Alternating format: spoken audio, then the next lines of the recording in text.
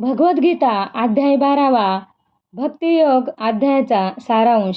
अर्जुन विचारतो, ज्यांना योगाचे सर्वोत्तम ज्ञान आहे असे कोण आहेत, जे सतत भक्तीने तुझ्या सगुण रूपाची पूजा करतात ते, की जो तुझ्या अव्यक्त निर्गुणाची पूजा करतात ते? तेव्हा भगवान श्रीकृष्ण सांगतात की ज्याचे मन माझ्याशी एकरूप झाले आहे व जे माझी सर्वोच्च श्रद्धेने पूजा करतात ते सर्वात उत्तम योगी आहेत. जे इंद्रियांवर नियंत्रण ठेवून सर्वांशी समान असतात, सर्वांच्या कल्याणासाठी झटतात आणि सतत अव्यक्त, अचल, अविकारी परब्रह्माचे ध्यान करतात ते सुद्धा मलाच पावतात. ते देहभावात असल्यामुळे त्यांचा मार्ग अवघड आहे. या उलट ते केवळ माझ्यावरच अवलंबून सर्व क्रिया मला समर्पित करतात, एकाग्र मनाने माझाच विचार करतात, त्यांचे रक्षण मीच करतो. तुझे मन आणि बुद्धी माझ्यावर स्थिर कर, तेव्हा तू माझ्यात प्रविष्ट होशील. जर तुला हे शक्य नसेल तर योगाभ्यास कर. तुला तेही शक्य नसेल तर माझ्यासाठी कर्म कर. आणि जर तेही अशक्य असेल तर कर्मफळाची आशा सोडून दे.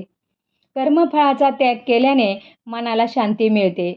जो कोणाचाही द्वेष न करता मित्रभाव ठेवून करुणापूर्ण, अनासक्त किंवा गर्व न करता सुख दुःख, शीत उष्ण, मान अपमान यात समान वृत्तीने राहतो, क्षमामूर्ती असा भक्त मला प्रिय आहे. सतत समाधानी राहून इंद्रिय आणि मनावर नियंत्रण ठेवून मला शरण येतो तो मला प्रिय आहे.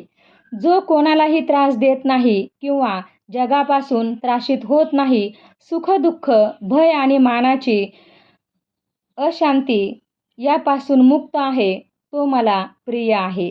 निरपेक्ष, स्वच्छ, कार्यक्षम, भेदभाव न करता, चिंता न करणारा, सर्व कामातील कर्तृत्वभाव सोडून दिलेला असा माझा भक्त मला प्रिय आहे.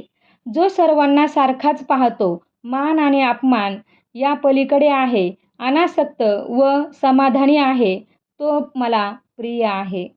जो माझ्यावर श्रद्धा ठेवून हे अमृत जसे सांगितले तसे त्याने स्वीकारले तो भक्त मला प्रिय आहे. कृष्ण वंदे जगद्गुरुम.